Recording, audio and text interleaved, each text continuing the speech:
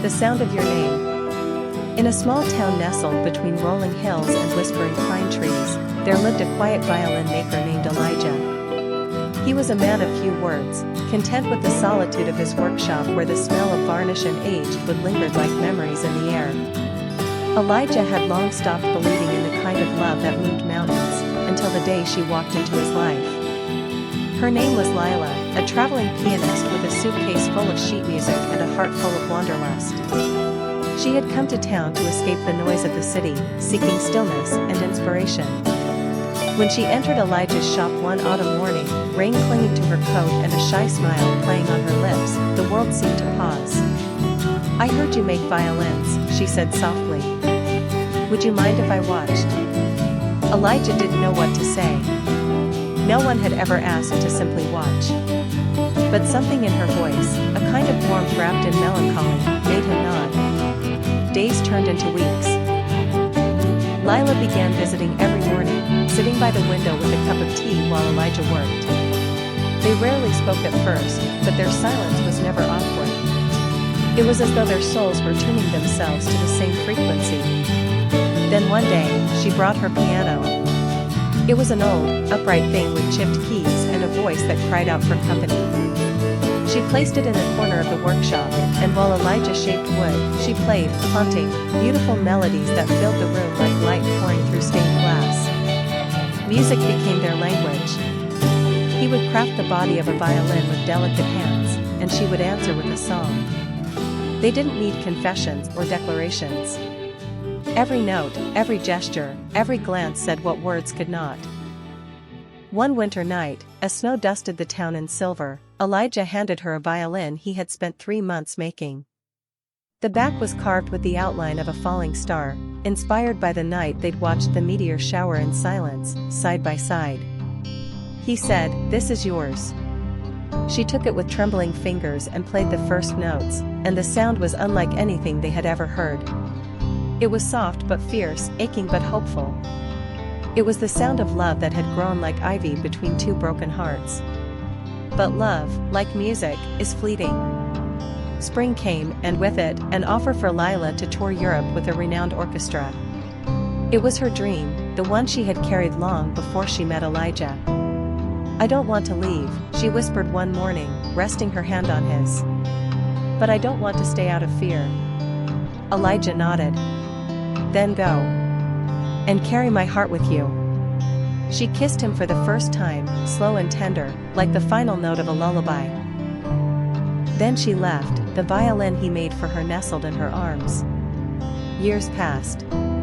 Elijah continued making violins, but none ever sang the way hers did. He never stopped waiting. Not really. He didn't count the days, only the echoes of her melodies that still danced around his workshop. Then one autumn morning, just like the one they first met, the door creaked open. Lila stood there, a little older, her eyes full of stories, and her suitcase lighter than before. "I came back," she said, holding up the violin, "to play the rest of our song. The lighthouse between us." On the rugged coast of a small seaside town named Wexley, a solitary lighthouse stood against the roaring waves. It had seen countless storms, endless sunsets, and more lonely years than anyone could count.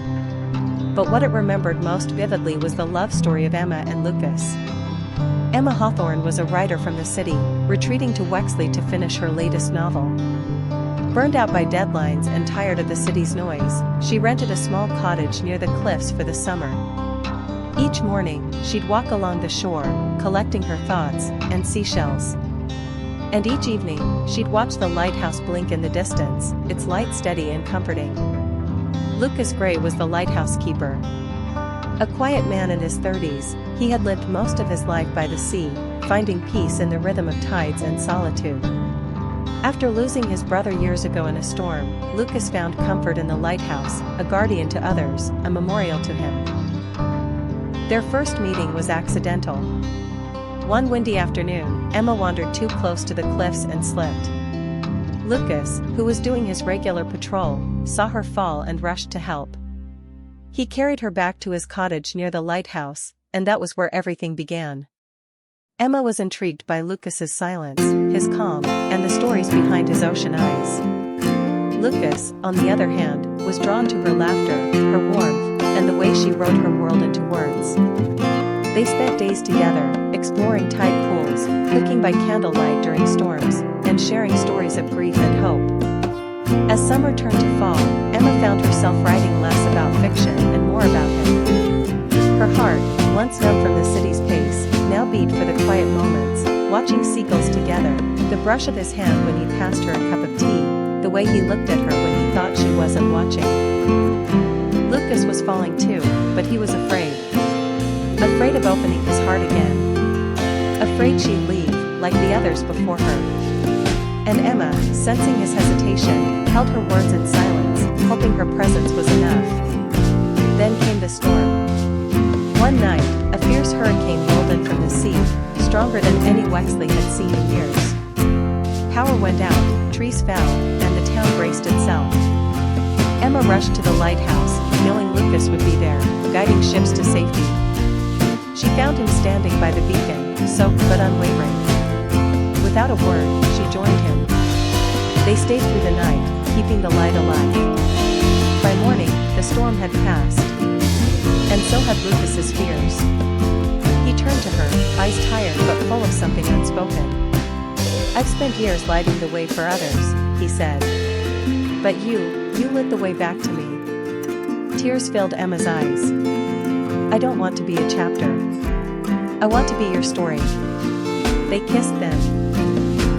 Beneath the soft dawn light, with the sea whispering blessings around them. Emma never went back to the city. She published a book called The Lighthouse Between Us, inspired by their love. And Lucas, once a silent keeper of the coast, found his voice in her presence. Together, they kept the lighthouse, and each other, burning bright.